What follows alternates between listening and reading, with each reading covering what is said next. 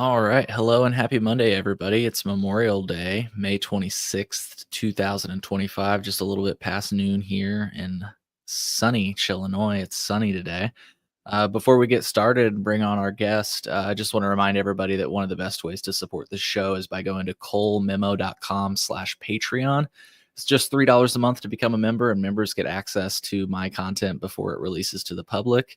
All of my episodes ultimately do release for free on public feeds, but if you'd like to support the show and get early access to episodes before they release to the public, consider becoming a member at colememo.com/Patreon. Once again, that's colememo.com/Patreon, because it does cost a lot to do this show between licensing fees, the cost of travel, the cost of equipment, and more. And this show is brought to you by listeners like you. So if Patreon's not your thing, you can also make a one-time monthly or yearly contribution at colememo.com/support. And if you cannot support the show financially at all, that is absolutely fine, because one of the best ways to help support the show is by, as all of the streamers say, smashing that like button, sharing the show with your friends, or leaving a positive review from wherever you are listening from. Well, let's just get into it for another episode of The Cole Memo. The Cole Memo. The Cole Memorandum. The Cole Memo. The Cole Memorandum. The Cole Memo. The Cole Memo is what allows this whole thing to go on. I mean, you have to respect the memo. Hey, this is Tommy Chung, and you're listening and watching The Cole Memo.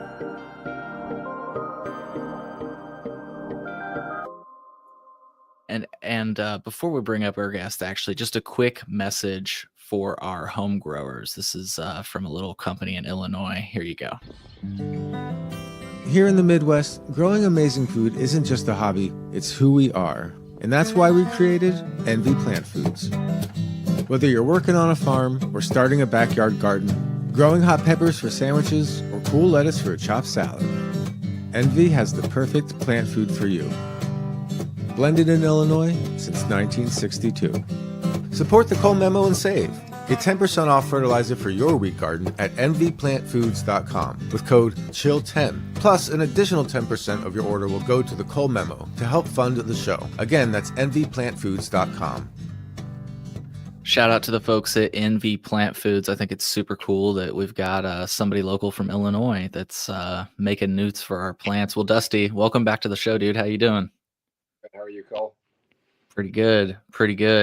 I want to give you a chance to introduce yourself, but first, the last time you were on my show, the whole time I was watching, or we were talking, I was like, I'm gonna make a comment about the little window in in your office, but I never did. And I'm sure the other home growers were thinking the same thing. I was like, that little window is like perfect for an exhaust vent for a home grow tent. Yeah, it's they're pretty perfect size. You're not wrong, and it's upstairs too. So give it up. Yeah, Discreet. it's a match made in heaven there. It's a match made in heaven. Well, Dusty, like I said, yeah, please introduce yourself for folks that may not know who you are. Schroyer. I've been growing cannabis for 26 years. Helped to start up a company in Illinois after I'd been in the market in Colorado for about 5 years. Ran them for 10 years, and now I am consulting and working for another company right now that I'm pretty happy to be working with. Making quality better at scale is a passion, and that's what I'm working on right now. So. Absolutely. And I'm about to throw your website up. I'm not sure if I believe this is what you may have been referring to. If folks want to check it out, canthropologist.com. Is that what you were referring to? That's correct. Sweet. So yeah, I'll have that in the show notes for people that want to check it out. Once again, it's canthropologist.com. And I guess, do you want to just give a brief little plug for what you do here? Yeah, I mean, we do just about anything that people need to help them enhance their quality or efficiency. We start, from genetics all the way through post-harvest, and help essentially businesses grow better weed and make sure that it makes it to the market in that same form. A lot of people lose some quality at some step in the process, and we're here to make sure that's buttoned up tightly and that it can be done efficiently in a commercial operation. Very cool. Very cool. And I don't know, I don't think it was on air, but I recently sat down with Jason from Illinois News Joint, and we were both talking about, I think it may have been after we went off air. Jason asked me, he said, Cole, if you were ever going to work for anybody in the cannabis industry, who would it be for? And your name came up on both of our lists, just because your widespread breadth of knowledge and everything else. So I just wanted to share that as a compliment that came from both of us, that your name was on that list. So Awesome. um, Greatly appreciated too. yeah, yeah. So, anyways, folks, once again, we'll have the links to connect with Dustin in the show. And it's a topic that gets a lot of airtime and debate, let's say, on LinkedIn, and we sort of touched on it last time. I wanted to bring you back on to discuss hemp because I felt like we both have some really, I'm sure we both have interesting perspectives on that. Somebody just asked, though, do you offer in-house tissue culture training? No, that is one thing that I do not do yet, but Okay. maybe in the future. Sweet, sweet. Anyways, though, So I oh, was go ahead. kind of elaborate on that a little bit. Yeah, Part of Canthropologist is being able to connect you. I don't offer it directly, but part of Canthropologist is being able to connect you with people that can help you. So I have a ton of tissue culture resources, varying costs and varying uh, business strategies, where some can clean up your strains for you and others would come in and actually help you build out and develop the IP that you need to run a tissue culture lab. gotcha. Yeah, I don't even. I, the closest thing I've gotten to tissue culture was I started making my own clones, but I don't get is that even the same thing? Tissue culture? I mean, it's similar, right? So when you take a cutting off a plant, you're essentially just propagating a branch. Tissue culture is done at a smaller level, and you can clean by taking a very small portion of the plant called the meristem tissue. You can actually clean or produce a clone that's going to be a little bit cleaner than your typical cutting, meaning that it's typically free of other pathogens that might infect the plant. Most plants are operating on a dozen or so viruses, right? We've got the big one everybody knows about today is HLV. And one of the reasons you want to go to meristem is oftentimes that meristem is free of HLV, not all the time. So you do have to, take multiple meristem tissue cuts, and then you've got to test all of them in order to get the one that doesn't actually have the virus in it.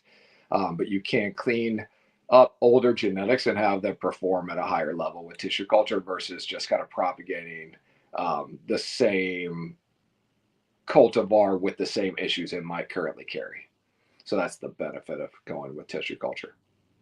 Very interesting. Very interesting. Yeah, I'd recently heard about HLV. So interesting to know that there are ways to like avoid that, you know? Definitely. I mean, there's even ways for you to propagate your way out of it. As long as you keep your plants healthy and continue to take fresh cuttings and replace your mulch often, you can get a really low threshold of HLVD, maybe, potentially not even be able to test for it. It will come back eventually. So it's better to get rid of it before you spread it to other genetics in your arsenal, if you're holding a lot of genetics, that is.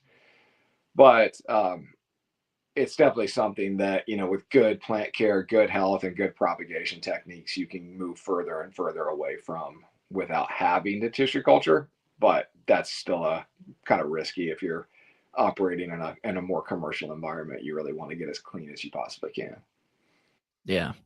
Well, this person said, I'm willing to travel for training. I think the best place to start, Mr. M, is to go to canthropologist.com and maybe just start communicating, right? So Yeah, exactly. Just connect with me there. Send me an email, and I'll try to connect you to the right person.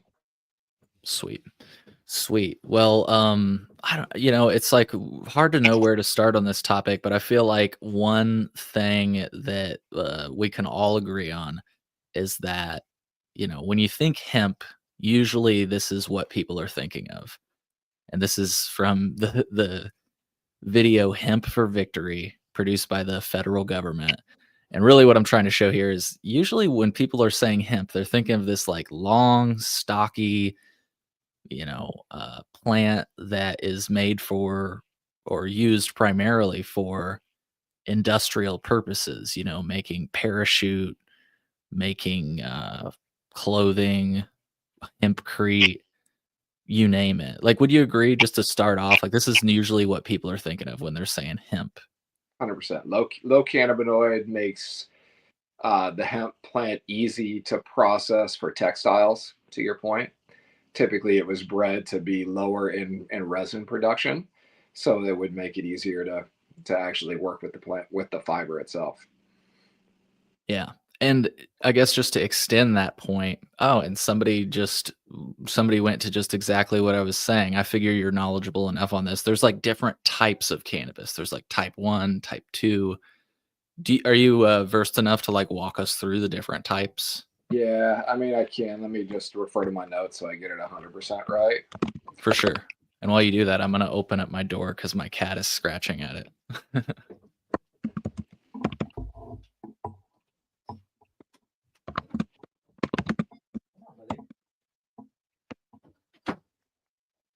So, yeah, I mean, essentially, high THC, high or a 1 to 1, more of a 1 to 1 ratio or a 2 to 1 ratio of CBD to THC, and then a high CBD varietal. Type 1 is going to be your high THC, low CBD. Type 2 is balanced, and type 3 is high CBD, low THC, and or hemp. So typically we refer to hemp previously as type 3. Um, Currently, though, it is, to your point, it's a little bit of a conundrum. It depends on where you're at and what part of the industry you're in. It's very bifurcated. Some states it might be legal to grow something that, the same exact plants that we grow in a commercially regulated environment as hemp. Others not as easy to grow it, but you could sell it, and then some you can't do any of the above. So kind of parsed out into different strategies based on how the states wrote their rules initially or whether they wrote rules at all. Yeah. Yeah, and I like starting there because it's like I feel like there's just what has happened with the farm bill has like almost caused confusion because everybody when they think of hemp, that's what they think of. And then like to your point that you just made, like, well, that's just not the case some places, depending on, how it's executed, if you will. Yeah. Um s- But s- or it's been causing a lot of confusion for a while now. I think that people are less confused now than maybe before as they realize, oh, this is just weed finally, right? And the industry is, I think, wanted to operate in a state of ambiguity, which is part of like my call to action has been we need to legitimize the industry by thinking of how we regulate it so that these things become more defined and they actually are legal, because right now it's just a lot of gray area and you can right. leave, but nothing's really been done to really define what is legal and what's not legal. Right. Yeah, and like I say, I bring it up because it seems like now what hemp is, I say it almost in air quotes now because the federal government has basically created a definition that's not, let's just say, incongruent with science, you know? Yeah. Yeah, I mean, kind of, right? Yeah, it's all in definition. So even prior to this, there's always been debated, right? There's no indica or sativa. It's all one plant, and there's a lot of truth to that. It's just how different scientists through the years have put labels on things, and this is just the newest definition of a new label that took, I think, a lot of us a while to wrap our brains around, right? And also knowing typically how the plant operates scientifically, um, it still remains challenging to understand. Like most cultivars, if they're brought to fruition, are going to be higher than zero point 0.3 THC, for instance. So you have to really be in a state that allows you to test 30 days prior to harvest, and only test 30 days prior to harvest as far as qualifying a plant as legal and hemp.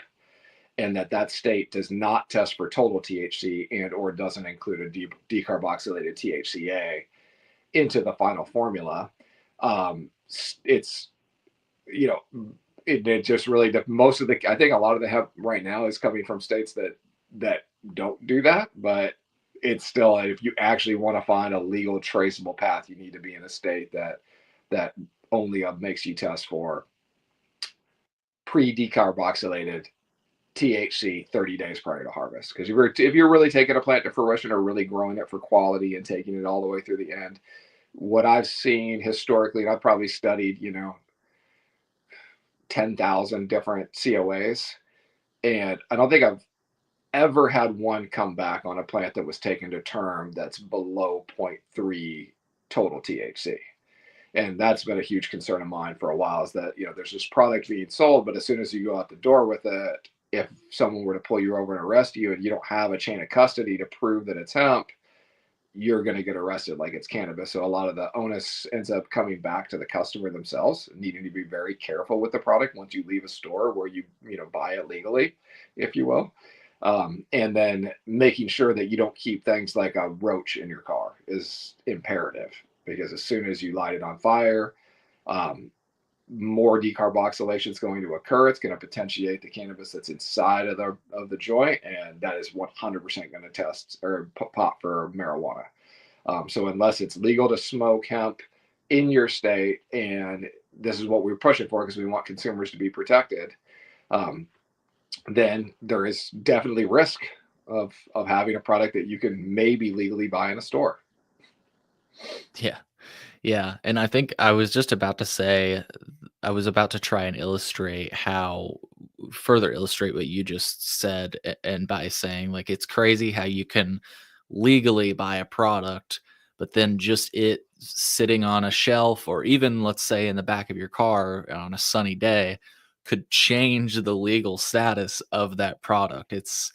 It feels so silly. But then I was like, well, I guess back in the day, there used to be the idea of if you bought grape juice or something like that and kind of let it ferment, and then all of a sudden it's alcohol.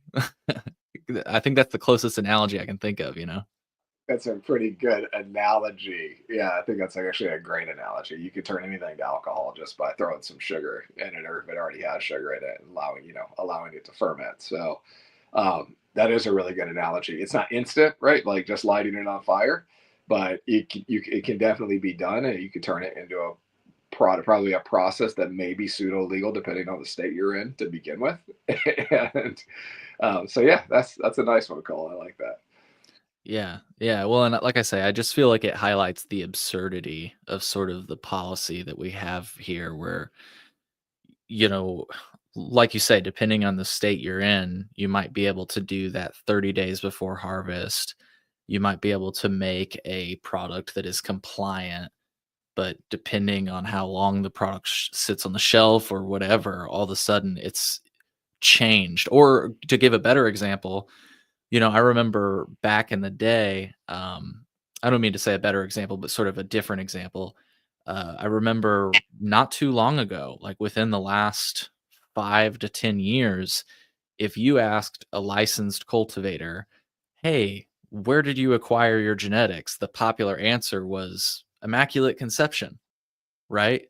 But now with hemp seed, people are pretty well open and able to acquire genetics, but then when you think about it, it's like under the guise that it is hemp, but later on down the line, at some point, it turns into marijuana, quote unquote.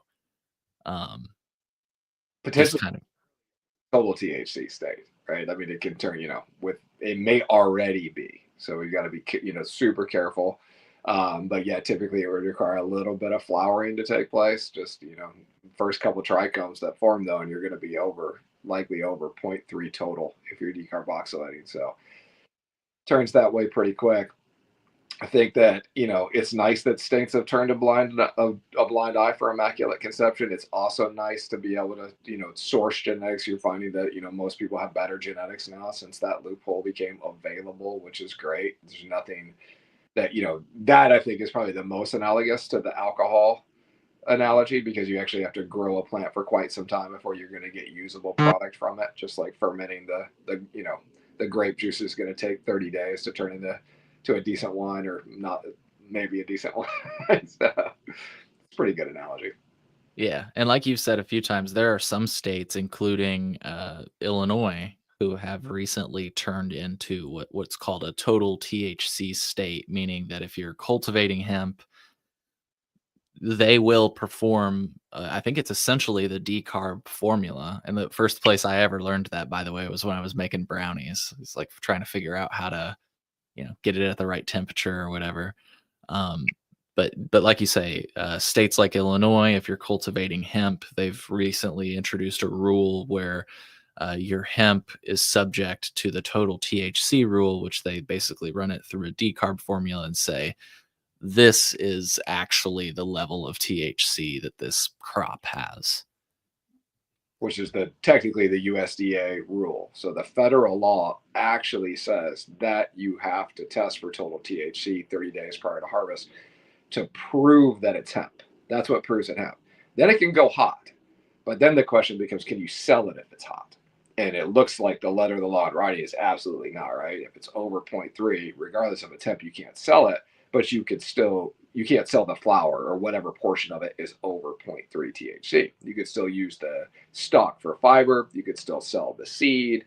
You could still manufacture likely the flower itself into a product that was below 0.3 THC, although the remains to, there's nothing that's really, I believe, solidified the right to have potentiated THC and then put that in a product and dilute it. That's still a very gray area right now, how gummies are made and all drinks are made. They're made from pure THC, or distillate, or decarboxylated THCA that's turned into 99% pure THC. And having that, like, while you're holding that just under a hemp license now, is currently a gray area. Yeah. Yeah. So I wanted to kind of set the stage with all of that because I feel like all of those little nuances that we got into are often not part of the conversation, or if they are, they're overlooked and maybe even misunderstood. And so I felt like that was a good place to start. Really, the one point that I wanted to harp on was that hemp is basically not, as it stands right now, and at least in the context we're discussing, it's not like kind of based in botanical sciences. We're talking about like a federal definition, you know? Um, I guess you could say that in a sense it's based in a botanical science because it has to do with that 0.3% delta 9 threshold. But I think we would both agree that it's like sort of like an arbitrary number that was like, I think was watching the Dales report recently, and they may have narrowed down where that 0.3% number came from. But still, it just feels like, as compared to like a scientific definition like cannabis ruderalis, where it's like literally part of the genus and species name, and it has different physical characteristics. You get what I'm saying? 100%. It is, I think it came from wanting to allow farmers to grow CBD. And so instead of defining it as a fiber crop, how it's traditionally been defined, it became defined by the threshold of THC, its ability to get you intoxicated. So that way people could grow CBD, sell CBD was becoming very popular at the time. There was a huge, 2018, right, was like the mecca, or 2018, 2019, a lot of businesses thought that CBD was going to be like the save every farmer in America. People were growing hemp everywhere. And I think that's how it made its way into the Farm Bill and why it got defined that way. That way, Yeah. what I mean by that is typically a fiber crop would be under probably 3 to 5% total cannabinoids, because you don't want a lot of sticky oil on these fiber crops. So by redefining it, instead of defining it by total cannabinoid content, just defining it by THC alone, allowed for you to, grow a 20% CBD or CBG strain. Yeah. And like you said, in 2018, that's when we started to see things like this. I don't know if this may be too Illinois of a reference for some people, but Family Video, for example, started selling. You remember that? 100%.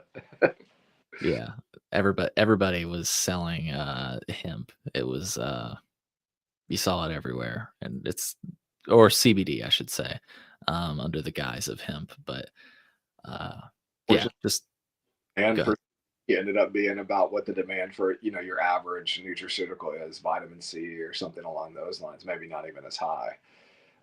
So it wasn't the CBD gold rush we thought it'd be. The CBD's probably has a lot of good benefits to it, but because you don't get that instant biofeedback, people kind of look at cannabis to get you high, and that's what's really popular is THC. And as we know, most people buy potency, and that's what I think people want. I think that's what's a little bit frustrating too about where we're at currently is just there's so many places where people can't get safe access, and it's creating, you know, smart people are creating strategies to circumvent that and get something similar to cannabis, get something similar to to weed into the state, um, via alternative cannabinoids, etc.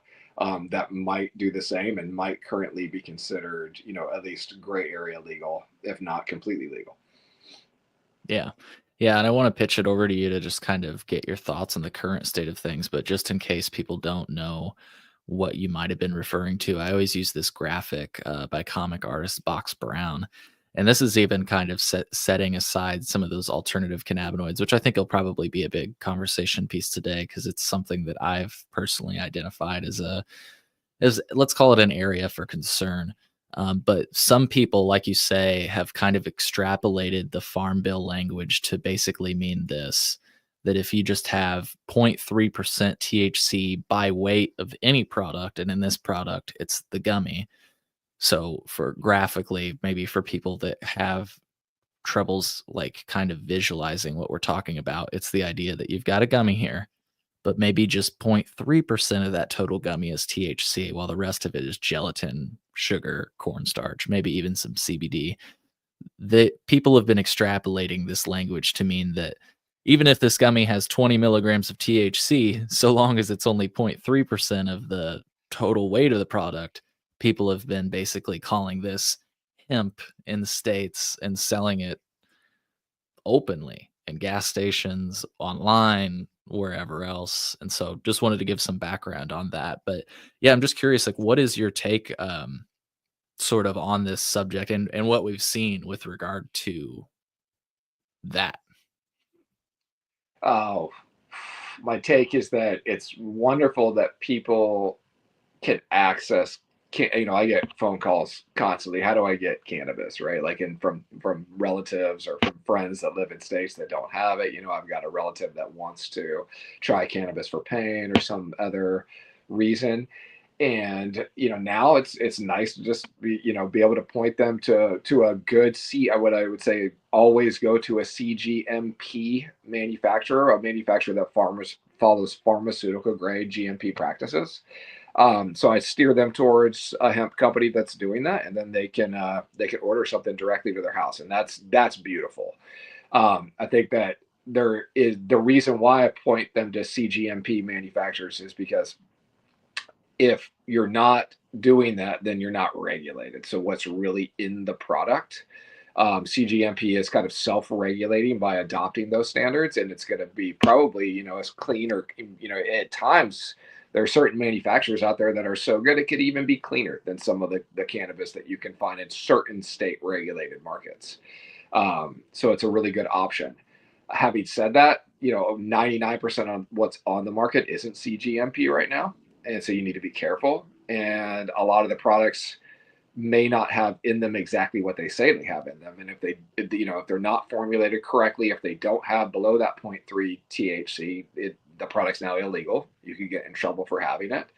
And depending on how they derive their THC, it can be a very different product. So you also want to look for a gummy that is derived from what they call the mother liquor in hemp, and that is, you've taken a strain or usually a plant that is high CBD and it has some residual THC in it, and you've isolated that THC and you decarb the THCA and you've turned that. So that's going to be almost like that's like a real cannabis product. But a lot of the THC right now, probably 95% of what's on the market is from converted CBD. There's obviously a lot of, high potency plants that can also be used to extract THC from. But lab conversions do exist. This process is not standardized now. There's definitely scientists and definitely companies that can make a clean converted THC, I think. But there's also, a lot of this that's done very clandestine. There's no rules, there's no regulations around this conversion. So that means that a lot of byproducts can be made when you're doing chemical reactions and you're eating something that's been chemically created, not something that was actually created in the plant. So that's kind of where I stand on that, is that we need to, and where I stand on all of this is that we need to step in. We need to define what's legal and how it needs to be sold and how it gets age gated, and define how it is produced in a way that is not risky to the consumer or is transparent at the very least to the consumer, so the consumer can make an informed decision, meaning that if there is a converted cannabinoid in it, that should be labeled. And then what it's tested for should be labeled, and we need to broaden those testing standards on hemp products in order to do that. Yeah. And do you think that like CGMP standards would be like a pretty good start with regard to mandating like, or at least bringing about that level of safety that, you were kind of talking about? Yeah, definitely. I mean, without a doubt, there's extreme traceability with CGMP. You're going to keep track of every step of the record. You're going to record every step of the process and keep records of that. And therefore, there's multiple benefits to that, but you can assure that it likely is clean, and if something does happen where it's not, you can trace it back to the source, and I think that's imperative too, and that's what's definitely not happening in hemp right now. There's just a lot of smoke and mirrors going on where it could be very hard to do a product recall on hemp and actually find out where something that was contaminated, how much of that's gone out into the public and what products it's in. CGMP solves that problem. Yeah, because basically then with that, anything that wouldn't be allowed and things that we normally would consume would not be allowed in these cannabis products. Is that kind of the right way I'm thinking of this? Yeah, I think that's one part of it. The second part of it is like, I forget what it was, right? Like Tylenol released a batch in the 50s that killed a bunch of people. And you got to trace that batch down. You got to pull every single jar off the shelf. There's a dangerous contaminated batch out in the market, and in today's hemp, you can't do that.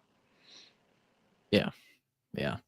GMP, you would, so you can, not only was that product made and up to pharmaceutical standards, tested multiple times throughout the process analytically, it's also traceable.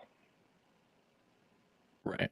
Yeah, you've got a sort of chain. I meant to say chain of custody, not train of custody. Right. Exactly. Chain of custody. That's the word for sure. Yeah.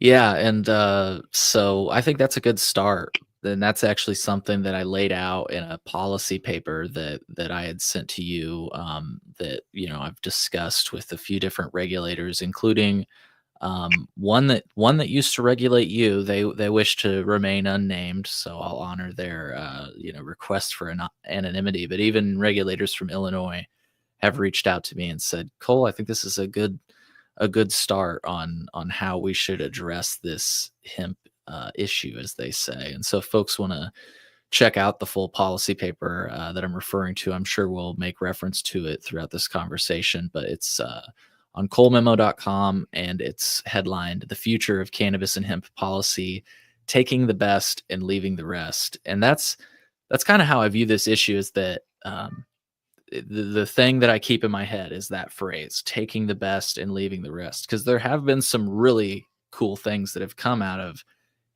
hemp policy, and that, just to name some of the consumer oriented ones, it's like the direct to consumer model. You just don't see that in very many states. I think Maine maybe has one, and Massachusetts now has like delivery for their regulated cannabis market.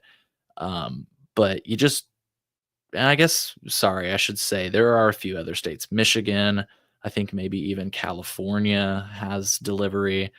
But the point is, even with those options, like I actually had the one of the regulators on from Massachusetts, and she got one of the first regulated deliveries. And the guy comes up and he's got a body cam on, and it's just like it feels so over regulated still, even though we're kind of getting there, you know?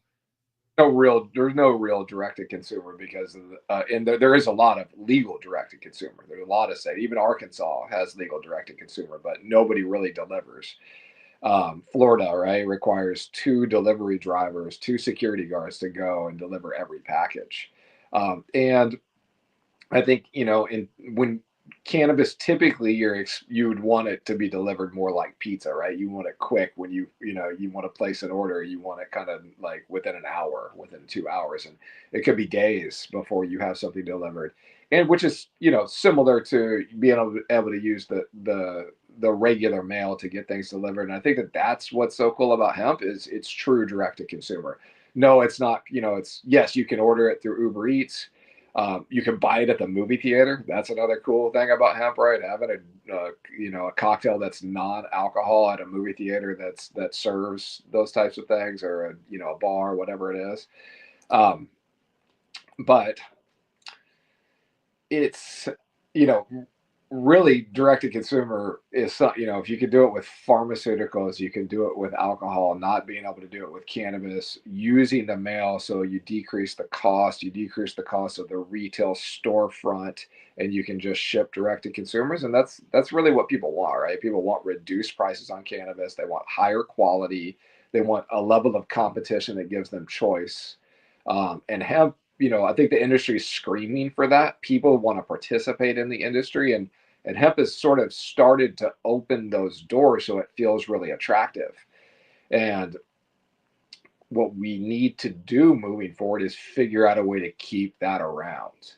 And what's happening right now, at least as I see, is an industry that's very organized in pushing back against any type of regulation or any type of enforcement. Instead, and again, I hear a lot of people from him saying, "No, we've been fighting for regulation, fighting for regulation." Well, that's kind of loaded in states like I'm wearing my Texas shirt in solidarity today, and you may or may not know what just happened. I know you know what just happened in Texas Gulf, but people on the listening right now might not.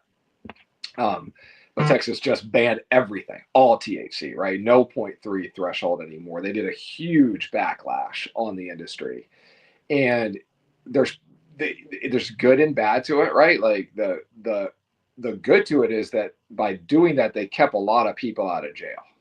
And I don't think people are talking about that right now, but you got 8,000 stores in Texas, and they're relying on the legality of what's in their store. It's like a handshake right now.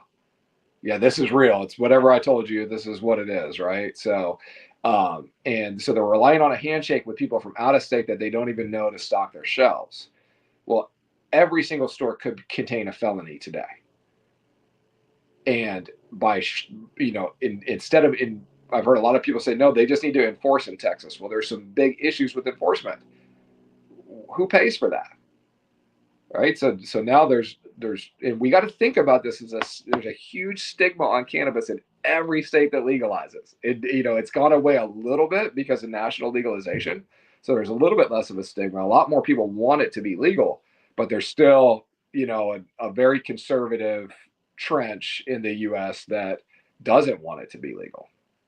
And so the way we've gotten it legalized or adult use passed is by moving in with medical, establishing a framework that makes everybody feel a lot safer around it, and then slowly growing the industry to the point of public acceptance.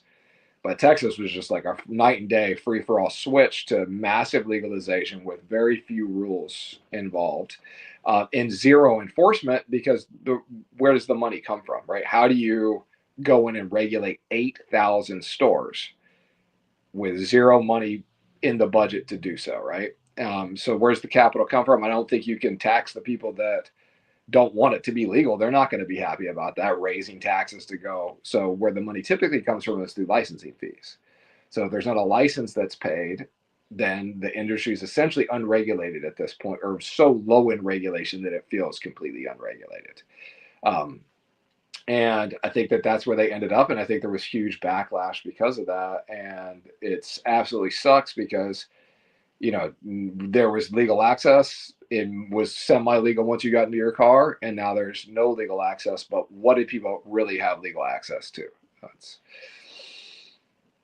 Yeah.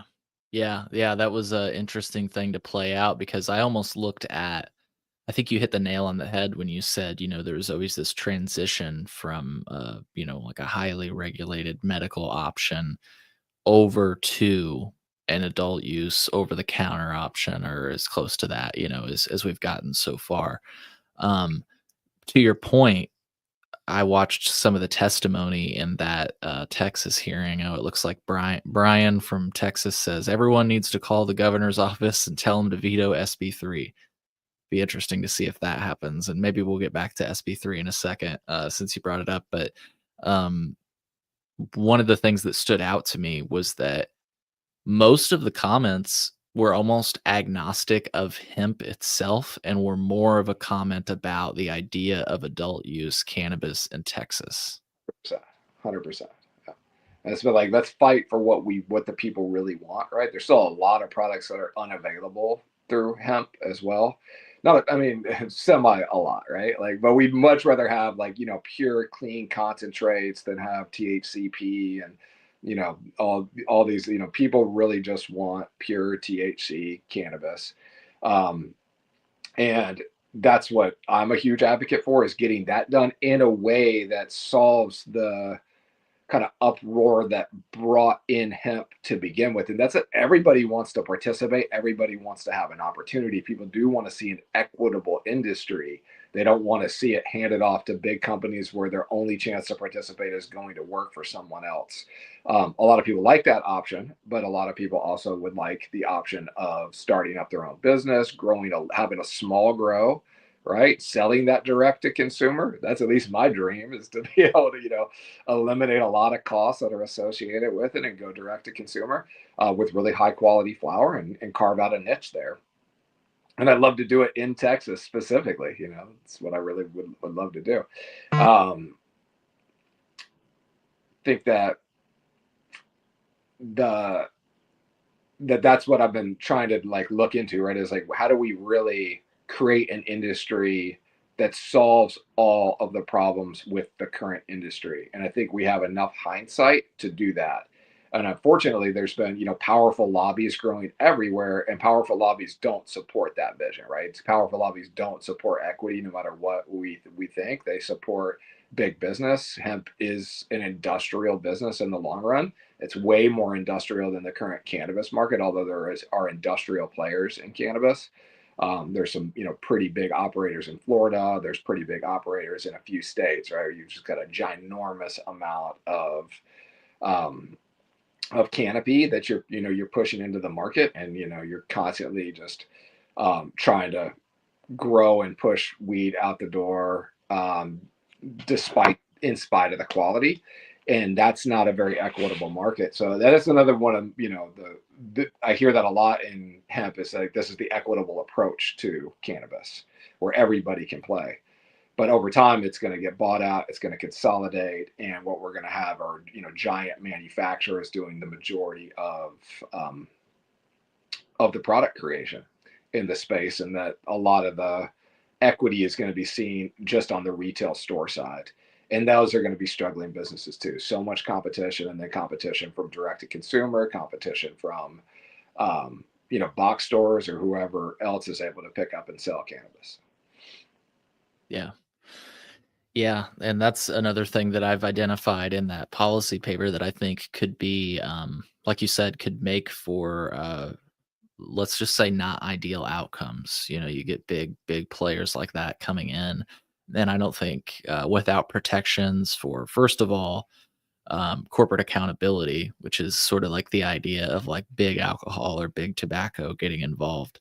Setting that aside, and this may shock some people, but one of the license limits, this may shock some people that I'm about to say this, but one of the license limitations that I really am in support of, that I'm in support of, is the ownership limitations. And Illinois has those, like the idea that you can only have 3 cultivation centers or 10 dispensaries. And I'm open to changing that number if people have what they feel is a better idea of a number, or maybe even like within that concept. But the concept that I'm talking about that I think is good, and I'm curious your take on it, is that idea of just an ownership limitation. Again, open to if people have better ideas on how to achieve that, but the main core concept is the idea that no one person is gonna have, like, a bigger footprint than another person type thing. A lot of free market people angry right now, right? I'm sure. Well, and I say that. On the other hand, I also think that, one of the great things about hemp, so let me just go down through my list of things that I think are great about hemp, and we've already covered, some of them. And we'll get back to that idea of licensing. But market access and consumer choice. So hemp can be sold online and in traditional retail stores, providing what I think is a more consumer friendly experience compared to dispensary only sales.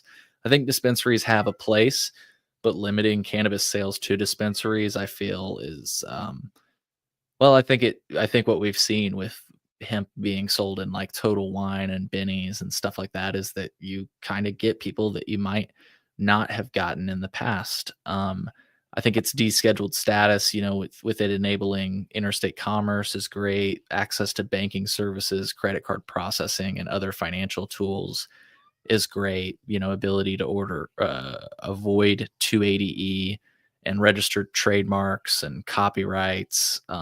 That's all great. Back to what we just discussed, though, the idea that there's no license moratoriums, I think is great. While I do believe that maybe we should limit the number of a market share a person can have, I don't believe at least the state should be limiting licenses. Now, if a locality, a city, local government wants to limit licenses, I'm in support of that because we kind of do the same thing with restaurants and even smoke shops. I went to a meeting in Evergreen Park, which is near Chicago, for a dispensary that was being proposed to open. And one of the things they discussed was like, oh, we have a limit of smoke shops in the town. We have a limit of bars in the town. And I was like, okay, then that makes sense that you could, if you wanted to, limit cannabis dispensaries in a town. But that's like the two sides of the coin for me, where it's like, I don't believe in license caps at a state level, but I do believe in like ownership limitations to make sure that we don't have like a big dominating force. You know what I'm saying? I mean, I kind of come at it from a slightly different angle, but very, very similar beliefs, right? Where I believe that there should be a rotating canopy. And what I mean by that is that, like, if it's the state regulatory body needs to control the supply to some extent, right?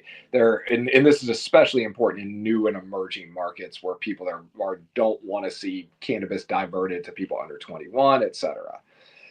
So you want to, in some way, estimate what demand is, and then issue the amount of canopy that would add up to satisfying that demand, and probably a little bit more, just to make sure you can handle crop failures, etc.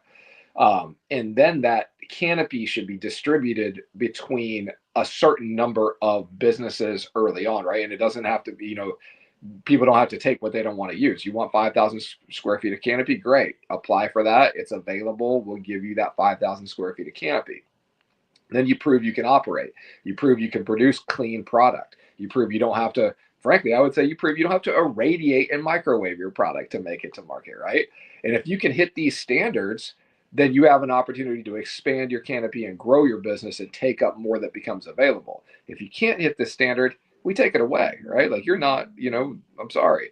Having said that, that's on the commercial market. And I want to make that really, really clear. And I believe there should be two markets. There should be a farmer's market and a commercial market. And the farmer's market should let kind of anybody grow weed like tomatoes. And it's very similar to what hemp is today, but not commercialize the product, right? You can take it to a farmer's market, you could sell it there. You can't necessarily sell it through a grocery store or some commercial channel. Then it becomes a very community-based market, right? You're not bringing in imports. You know your grower.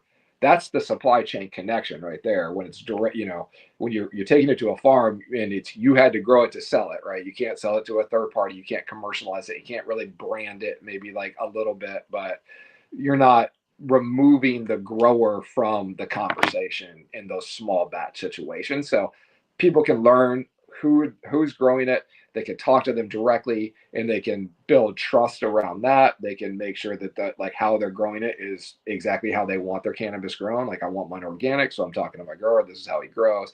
Here's the crop inputs they use.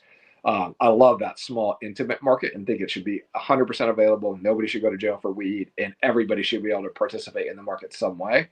Plus, this is how new growers would learn to grow, right, in these small markets. And I think there's a big movement. There always has been of people that want to grow a little bit at their house. They want to share it with their friends. Maybe they want to sell a little bit just to cover the cost of having their own grow.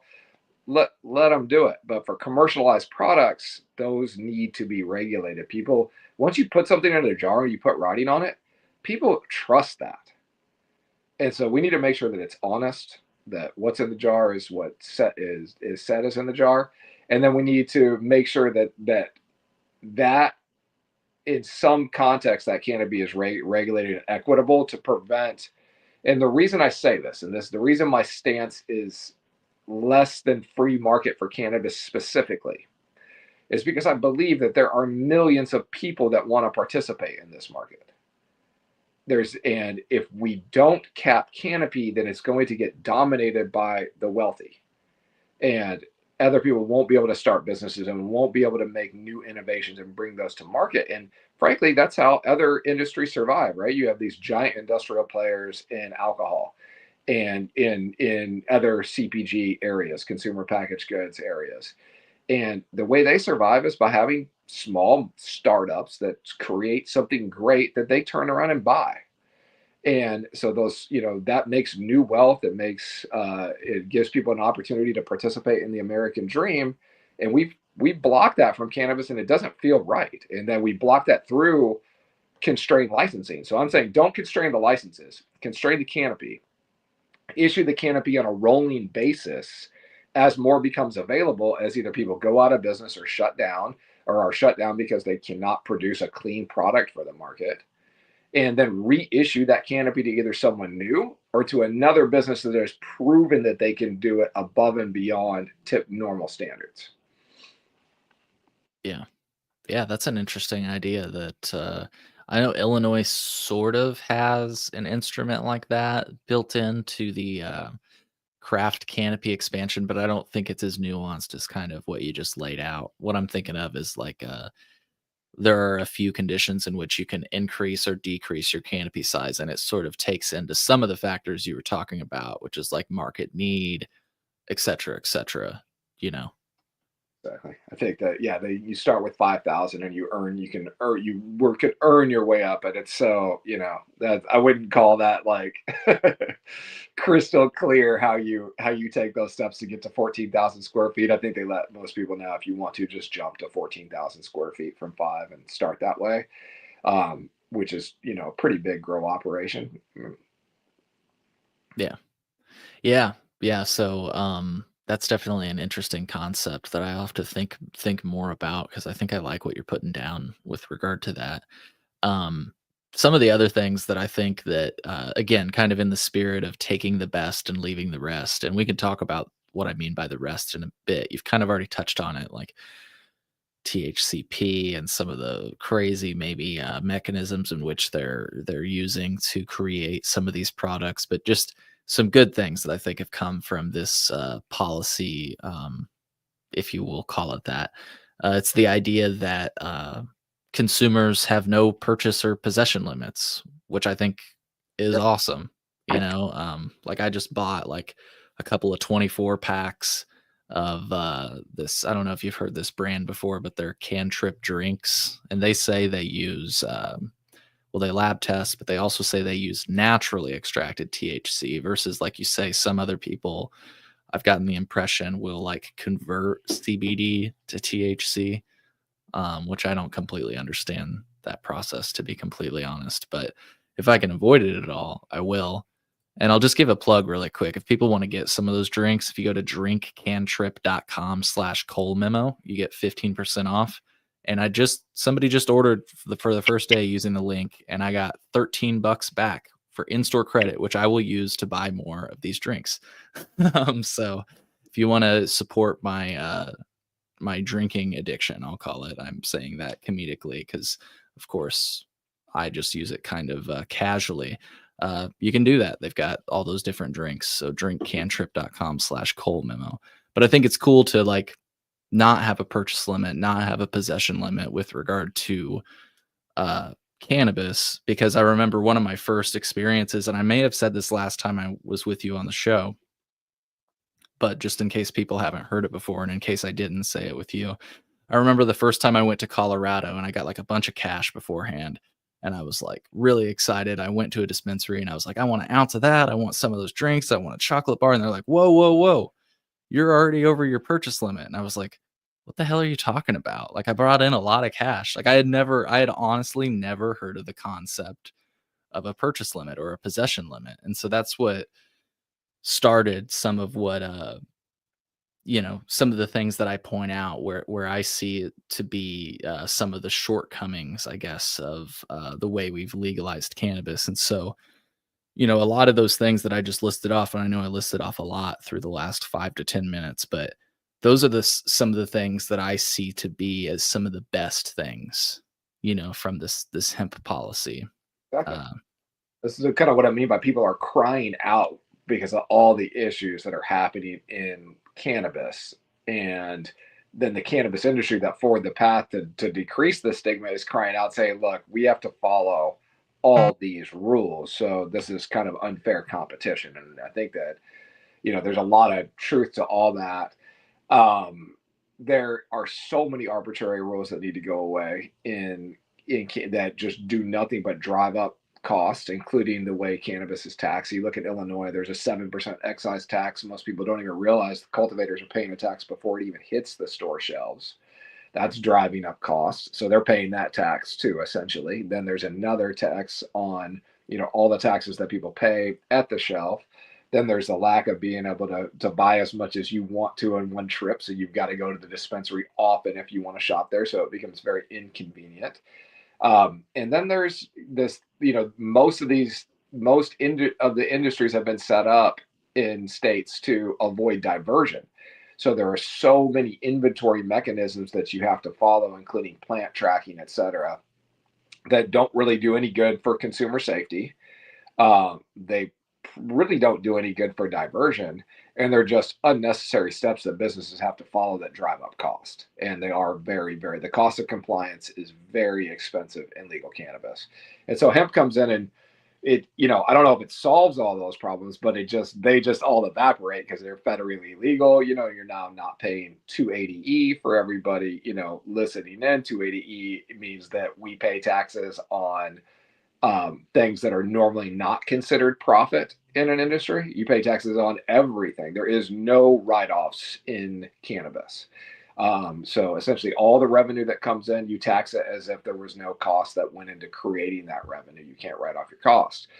No other business faces that, and that drives your cost up even more. And so, hemp could, doesn't have to do any of that. And that's beautiful. And what we really are hearing is that, we need a better regulatory platform for all cannabis across the nation. Feds need to come in and do something intelligent and help us out a little bit there.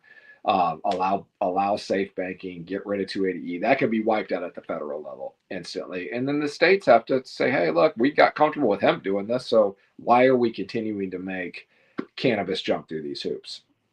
A state like Illinois, we're not even regulated equally here, right? So it's the birthplace of social equity cannabis, quote unquote. But every single business is regulated differently, meaning that they're regulated to their own operating plan, and depending on who their inspector is, they get away with different things here and there, and they're have different levels of competitive advantages. So we need to level the playing field too. Everybody should follow the same rules. Yeah. Yeah. Well said. Well said. And somebody, Miggy from Cannabis Legalization News, will take a brief tangent for a second. They said rescheduling would give Texas a good medical program. I'm curious what you think about this because, at least, and I know that both of us would be speculating, but I, the way that I look at it is like even a state like Illinois, I've heard people say the same thing, like, "Oh, if we rescheduled, maybe that would be good for Illinois, the Illinois medical cannabis program." And I can't help but wonder, again, I'm just speculating, but that would still be without the sorry, what I mean to say is that would still be outside of the framework for how scheduled drugs generally work. Like when you think about how a scheduled drug generally works, like I get a prescription from my doctor, which right there's a huge difference. They don't even call it a prescription in medical cannabis. They usually call it a recommendation. And the reason they call it that is because of what I'm about to illustrate. Usually you get a prescription, you go to the pharmacy, you give the pharmacist that prescription, and they give you exactly what that prescription calls for, versus with medical cannabis, where they give you a card that, like I say, is a recommendation. And you go by yourself and look at a wall of products and pick whatever the hell you want, which is really, that just is incongruent, to use that word again, with how scheduled drugs generally work. And so that is all to say, and I'm curious your take on it, Dusty. Like, I feel like rescheduling of cannabis, while it would probably help operators at a 280E level and everything else, I still think most medical programs would be, let's just say, out of compliance with how that works. Oh, yeah, 100%. I mean, they're not pharmaceutical programs, right? They're medical programs. Schedule 3, I don't think there's a lot of examples of Schedule 3 products that are sold over the counter. There's some Schedule 5 products that are sold over the counter, but not Schedule 3. Um, I think it's hard to put the genie back in the bottle at the same time, right? So, but and you see what's happening with CBD, right? We have CBD is approved in a drug, so therefore it's not allowed in any supplements, in any, technically, through the FDA, but they're still allowing it anyway. So do they do the same thing with THC? If they deschedule THC, and then a pharmaceutical company puts it into a drug, um, and that drug gets approved, then it becomes no longer allowed in a food or supplement. Not that it is today allowed, and that includes hemp, right? There is no actual like legal pathway into putting THC into a product, because they're just not approved for that at this point. So um, I don't know. I don't know. I mean, the things that get better, likely 280E goes away, likely safe banking becomes available. Likely, still don't know. The banks are super conservative around this. I mean, I get kicked out of banks all the time just because, and that includes hemp. Like, there's a lot of banks that aren't comfortable banking hemp right now, too, even though it is legal. So it's, the sky's not falling. Like, I'm not really fearful of pharma trying to take over adult use cannabis like a lot of people are. They're like, oh, pharma's just going to hijack it. But I don't think that makes a lot of sense. It's certainly not what Americans want. I feel like we're in a wave of giving Americans what they want right now, which is a positive wave, right? Not just controlling what people do. And we need to continue as just a society to push for that, right? Like, This isn't about what a few politicians think is okay or not okay for us. This is about what we want. This is a free country. So that matters. And hopefully that it's progress, but it's not the right progress, right? We need fully descheduled cannabis to allow for farmers market cannabis. We need to, decrease that risk of pharma hijacking the industry, which I think the risk is low, but it does exist. Yeah. Yeah, it's just an interesting idea there. Like I say, I really think what we'll see out of Schedule 3 is just possibly more research on the plant and then more scheduled options, which I think Epidiolex is like Schedule 5 or something. But that's what I think would come out of this, at least at a federal level, is a little bit of more flexibility with regard to creating cannabis-based or cannabis-inspired medicines, you know? That right, like we've been advocating for this plant, and the lack of science that's occurred due to prohibition over the last 90 years. And Schedule 3 allows for for real cannabis medicine to be researched and made in a peer-reviewed way, that could create and of just a really a deeper and better understanding of the plant that we're all craving for. Having said that, um, I've got my own feelings about the pharmaceutical industry. So, I'm not a I'm not a Western medicine guy typically. And they screw a lot of shit up, right? They don't do whole plant medicine in pharma. They do isolated molecule medicine. And cannabis benefits likely come from entourage effect, come from how the plant is grown in its natural forms. There obviously could be some novel benefits to individual and isolated cannabinoids, but I think that progress halts as soon as they have a winner.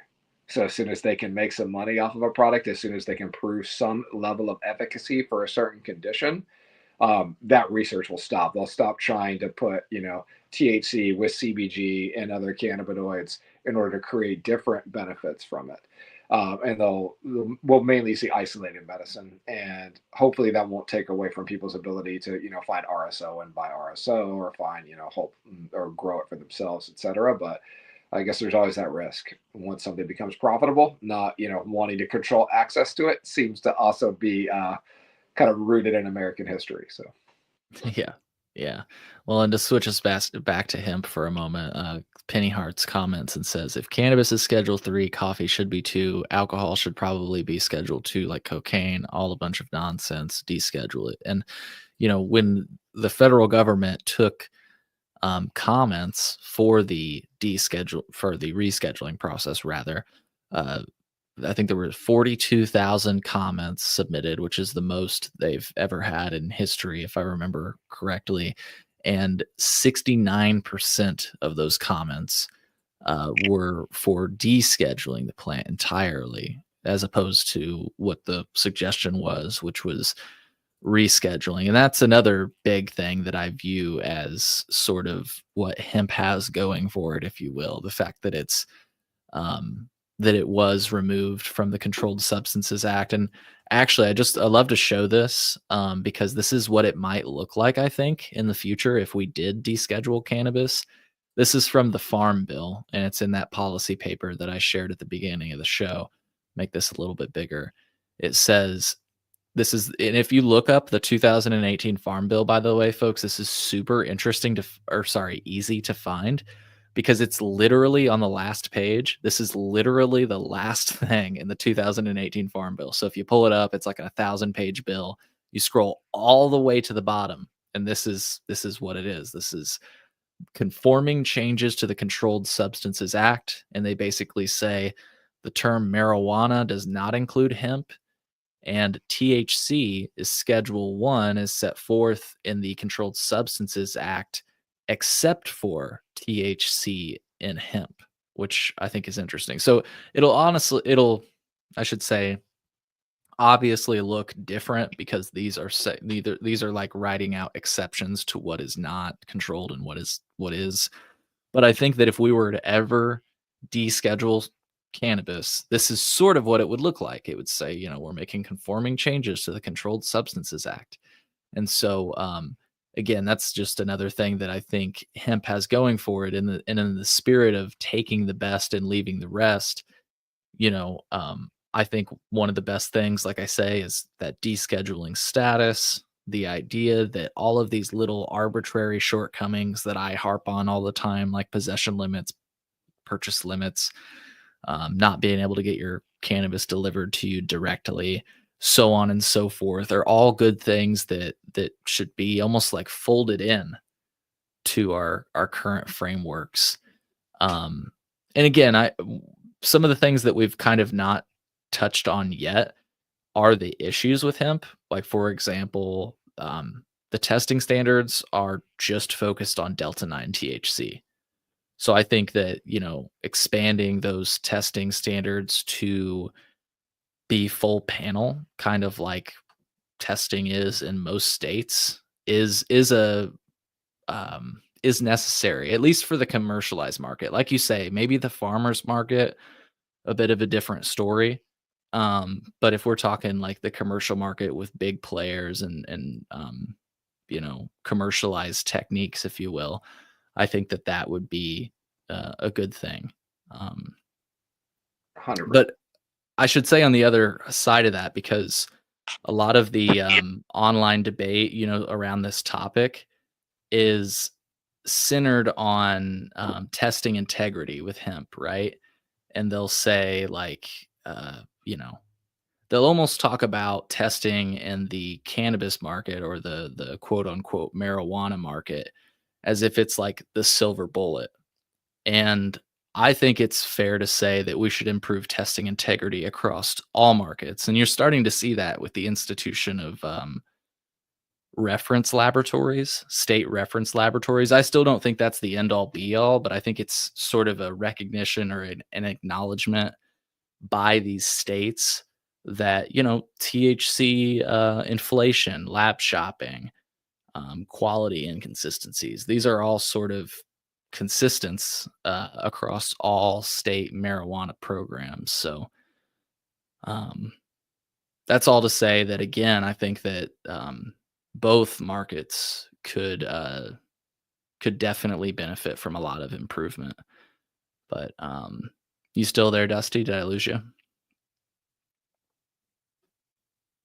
Not sure if Yeah, I. I'm here. I got kids home from school today, so forgive me for Oh no, you're all good. You're all gotta good. gotta yell at them for a minute. But you definitely bring up a super good point, and that is that there is and I think most people don't realize this, that there is no standardization in labs in cannabis whatsoever. So you hear a lot about it. Like, I think they're getting more and more standardized over time. States are pushing their labs to test within a framework, so it's harder for people to inflate THC percentages in some markets. It's a lot of markets it's still happening, and probably to a varying degree it's happening within the legal threshold, right? You've got 15% up or down in most states where you can come within that THC threshold. Having said that, because what standardization means is that there has to be a specific process followed. There has to be one type of standard used to compare against the actual potency in the plant, or whatever you're testing for, terpenes, etc. A certain type of machine has to be used. It has to be run for a certain amount of time, and that sample has to be prepped a very specific way. To prep a sample, you might, hit it with some liquid nitrogen and then crush pulverize flour into dust and then test that. And if it's not done that way in every state, you're going to get different potency levels. So it's apples to oranges, lab to lab. If you want to compare two cultivators' potencies, you need to you need to make sure that they are testing at the exact same lab, and that's the honest lab, right? Like, you want to be sure. And there are labs that are probably more honest than others right now, and that goes, obviously throughout cannabis and hemp.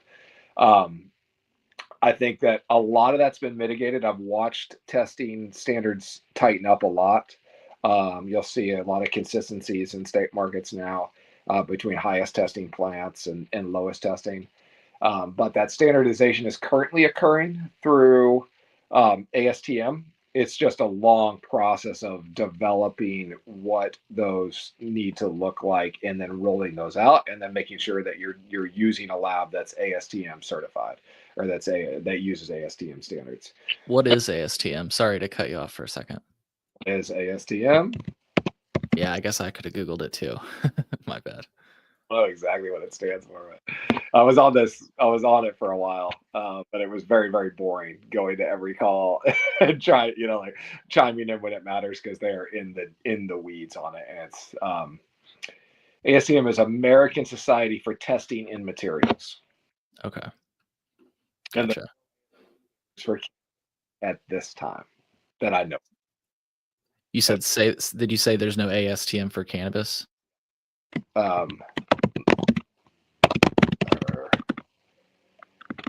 I know they made it through some. I just don't know if they've officially rolled it all out yet. Sorry, it's hard moving back. You're all good. You're all good. I actually was just asking because when you said that, you cut out. That's all I was asking for. Sorry about that. My phone's got about 10% battery left on it. We've got another 10 minutes maybe. Yeah.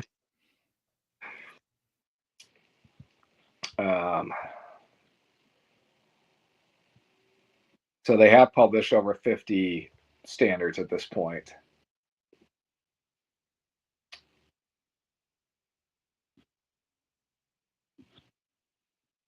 Water activity standards, that's good. I'm just looking. Cleaning and disinfection of cannabis cultivation centers has been standardized. So yeah, it looks like they have started to roll out a lot of different guidelines that companies can follow at this point. But whether or not they do or not is another question.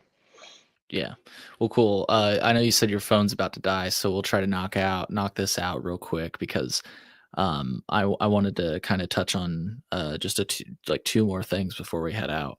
I feel like what this debate really comes down to, because as I said at the beginning, most times when you see this conversation happening, it's not as like I would say, and I'm not trying to pat ourselves on the back here, but as calm and nuanced and like the way we're discussing this, we're really kind of like getting into it. We're talking about both sides of what's good and bad. And most of the time when you see this online, it's like, you're a monopolist. You just don't want me to participate. It's like, the nuance is lost in the online conversations. And so, but I do think that one of the reasons that this is even a thing is the idea that either in states like Texas, where there was no legal option, or in states like Illinois, where there is a legal option, but it's highly limited, and therefore you couldn't participate in it directly if you wanted to. I feel like that's what this sort of topic is functioning as a vehicle for. It's like just functioning as a vehicle for legal access, whether that be via the consumer or the aspiring business person. And I guess my question is like, do you agree that that's probably why this is even as hot of a topic as it is? Just because like it seems to be functioning as a way around a law, whether we're talking Texas where you have like little to no legal access, or in the case of Illinois where you do, but you couldn't get in the system if you wanted to. Yeah, I think I think that's what's driving the growth of the industry. That's what I was saying earlier, right? So many people want to participate. We've got to create an equitable framework that lets people participate. And to me, that's the rolling canopy cap, right? Or whatever that looks like. So that way there is an appropriate level that that gets prohibitionists comfortable with us becoming in and starting a new market.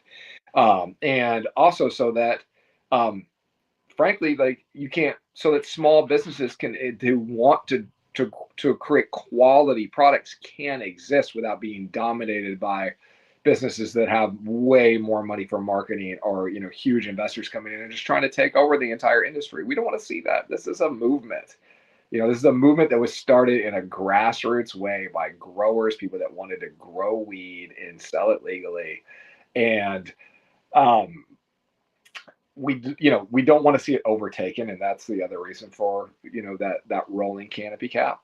I think this is typically a hugely emotional, but if you really look into it, people are so biased to their little chunk of the industry, and that's what they're defending. And admittedly, I'm biased towards, like supporting the legacy grower.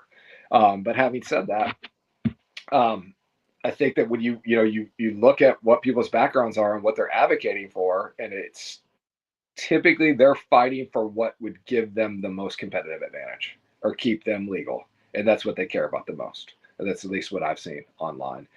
So there is a lot of emotion behind it. I think a lot of people have themselves convinced they're right, but if you really sit down and you break it down to the core fundamentals of it, like you said, the nuances, then we would probably all agree on 100% of it.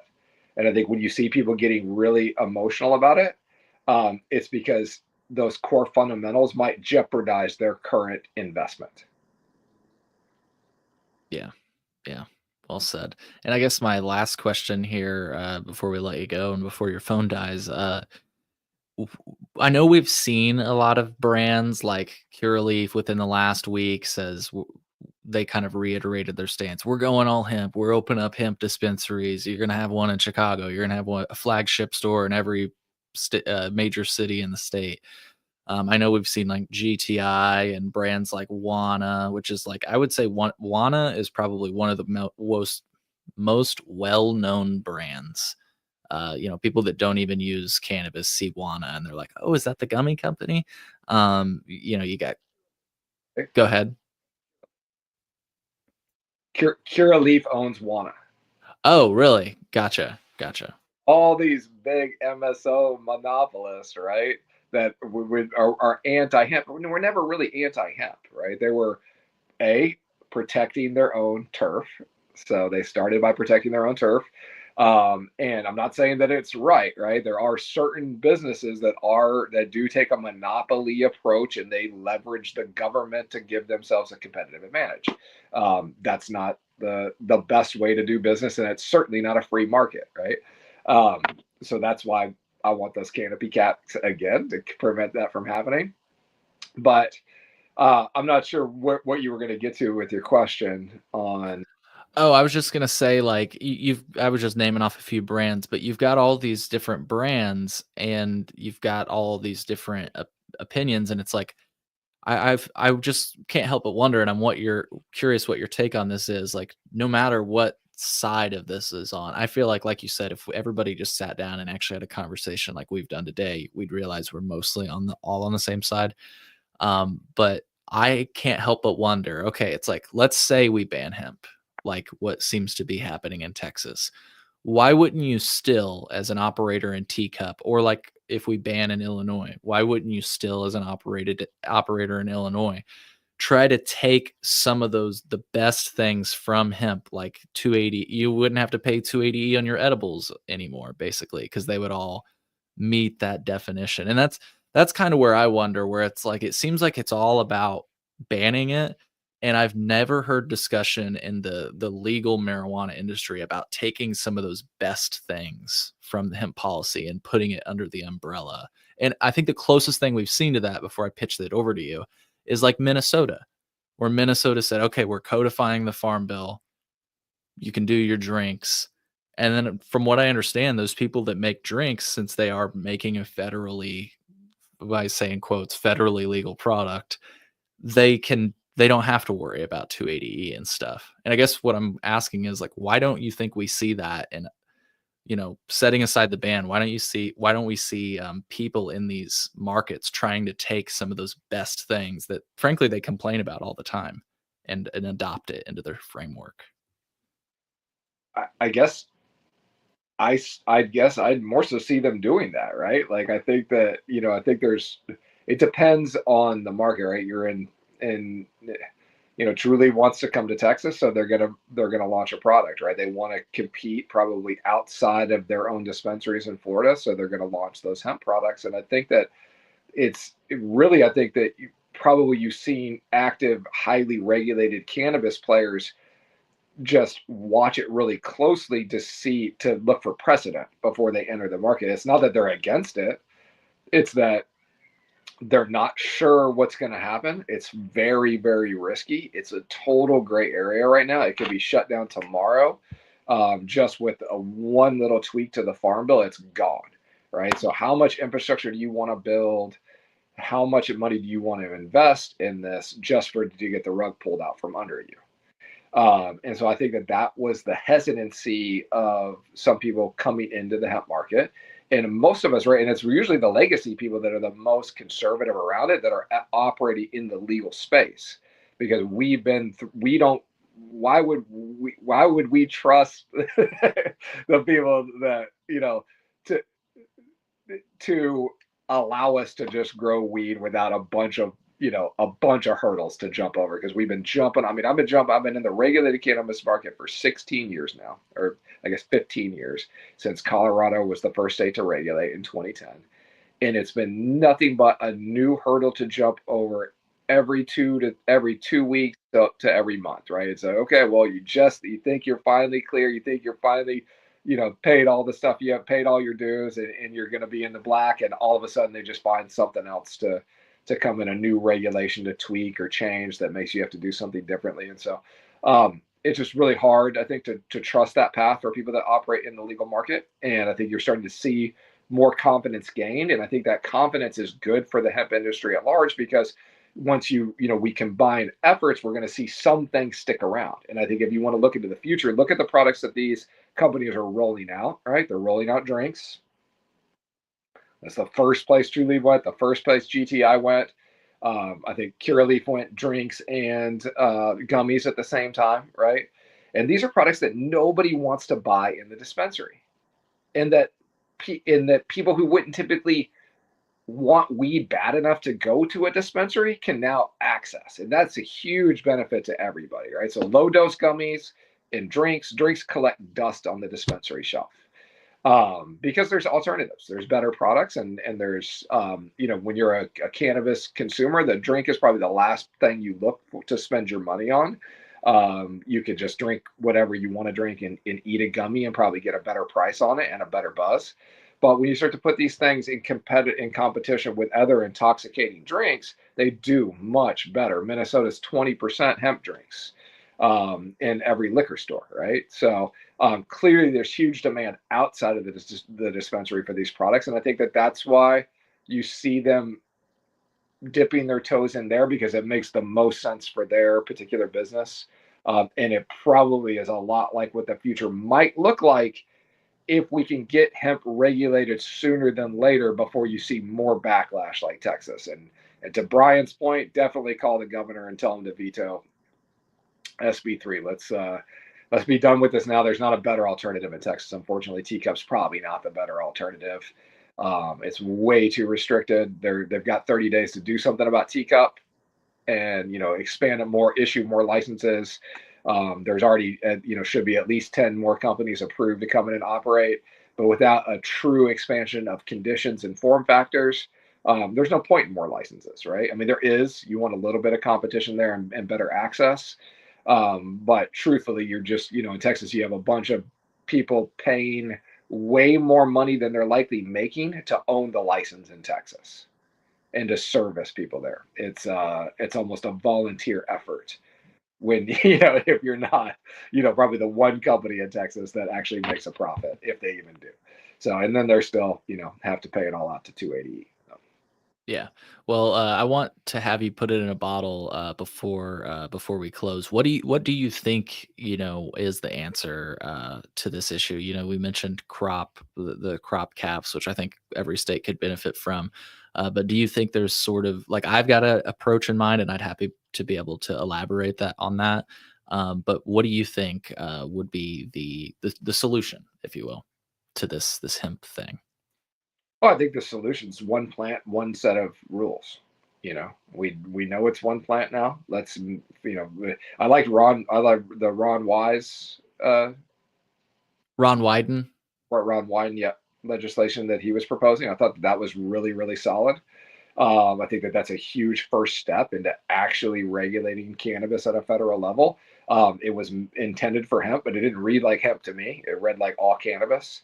And I think that is what we need, is a unified set of rules for commercialized products. We need a dual market that allows a farmer's market type of direct to consumer, farm to consumer sales, where you are less regulated as long as you're not selling through like true commercial, um, true commercial distribution points that separate you from the consumer. So as long as you're directly connected to the consumer, maybe there's less regs that you actually have to follow because the consumer can make an informed choice by who they buy from at that point. And that's what it comes down to. It comes down to people want cannabis. Let's get them what they want. Let's stop putting them in jail. And let's make sure the products are clean and safe that they're getting and that they know what's in the package so they can safely dose and medicate. And that, if we are going to keep certain things legal that aren't illegal now, which I hate to make anything illegal, let's just be honest about what THCP is. Let's be honest about what THCO is. This isn't weed. This is some new cannabinoid, right? You've never smoked this before. You've never gotten high off of it, and you shouldn't think that it's as safe to use as THC or smoking some flower. We don't know what the effects on your brain it's going to have. We don't know what other effects it's going to have, and we need honest, transparent labeling. Stop calling things weed that aren't weed. And I mean, I can kind of probably go on in a little rant here, but I'd also love to hear your take and how you'd sum it up. Yeah, I'd just say, like, I think you put forth a good idea with regard to the canopy limits, and then my big thing. Well, I've got it laid out more in the policy paper that I'll have linked in the show notes. But to put it in a bottle and kind of keep it short, I think the 3-pillar approach is the way. Age gating. Making sure that age restrictions apply so that minors do not get access to these products. Quality control, so we require adherence to GMP, and we address the synthetic cannabinoid issue by focusing on regulated, safe production of cannabis. And then, like you said, transparent labeling. We need to ensure products are labeled with clear ingredients and concentration labels, and along with potential side effects. And I even think we should avoid potency caps pretty well entirely. I think informed consumers should have the choice of product strength. And then my last note, and you said this earlier in the show, I think it'd be a good idea to have, if a product's been remediated, like have that as a labeling requirement or any technique like that, kill step or remediation. So, It's good points. Yeah, we label milk pasteurized, right? that's exactly what I was gonna say. Yep. No reason not to. No, I agree with all that, Cole. Yeah, let's just have a logical path. I think that and let's control the over industrialization of it if we can to some extent. Keep it from becoming 5 companies that grow all the weed in America, so more people can participate. Make sure that people who want to run craft businesses can have access to those licenses, and keep people out of jail. Keep making great weed, and also don't set up industry so it drives quality to the bottom. It's what we've seen happen in most regulated markets. It's just the way things are regulated seem to ensure that there's going to be a race to the bottom, and a race to the bottom means there's no innovation and quality goes downhill. So let's support your local grower. We'll end with that. Support the people growing for you that you like what we do. Learn about the companies that are growing for you. Learn about their values and support them. And just from a consumer standpoint, that if you care about the things that Cole mentioned and care about the things that I've mentioned, then make sure you find companies that are doing that already. Well said. Well, Dusty, on that note, I think we can close. I just want to say I appreciate you for coming on the show. I knew we would have a good conversation, and it didn't disappoint from my perspective. So I'll just say that, folks, I hope you found as much value in this episode. And Dusty, did you have a good time today? I had a great time, man. Always good talking to you, Cole. Sweet. All right. Well, folks, we'll see you in the next episode. You take care now. All right. Peace and love, yeah.